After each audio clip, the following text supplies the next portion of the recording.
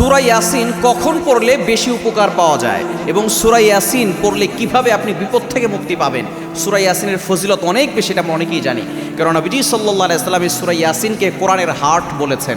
কারণ এটা হচ্ছে কোরআনের এমন একটি সূরা যে সূরার মাধ্যমে আল্লাহ পাক রব্বুল আলামিন অসংখ্য অগণিত মানুষের নেক আশাগুলো পূরণ করেছেন। সুতরাং আপনি যদি কঠিন বিপদে পড়ে যান অথবা আপনি কোন সময় পড়লে বেশি উপকার পাবেন এটাই আপনাদেরকে জানাবো। বিশেষ করে সূরা ইয়াসিন যদি আপনি পড়েন, আল্লাহ তাআলা আপনার অভাব দূর করবেন, আপনার বিপদ দূর করবেন।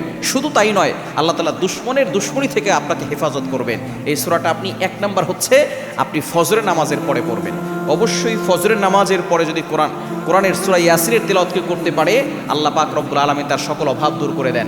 যেই ঘরে ফজরের পরে সূরা ইয়াসিনের তিলাওয়াত হয়, ওই ঘরের ভিতরে আল্লাহ পাক রব্বুল আলামিন বরকত নাজিল করেন এবং আল্লাহ তাআলা দুশমনের দুশমনি থেকে হেফাজত করেন, রোগ থেকে মুক্তির ব্যবস্থা করে দেন, সকল টেনশন দূর করে দেন।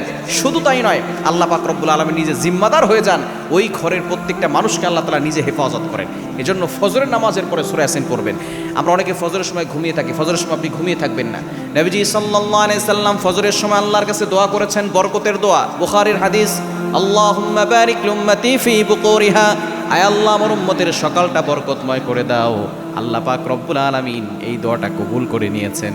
সুতরাং ফজরের সময় হচ্ছে বরকতের সময়, ফজরের নামাজ পড়ে সূরা ইয়াসিন পড়বেন, দেখবেন ঘরের সকল অভাব দূর হয়ে যাবে, ঘরের ভিতরে বরকত আসবে। দোকানে উন্নতি হচ্ছে না, ফজরের নামাজের পরে দোকান খুলবেন, সেখানে সূরা ইয়াসিন তেলাওয়াত করবেন, দেখবেন আল্লাহ তাআলা ব্যবসায় লাভবান করে দিবেন, দোকানের ভিতরে বরকত চলে আসবে।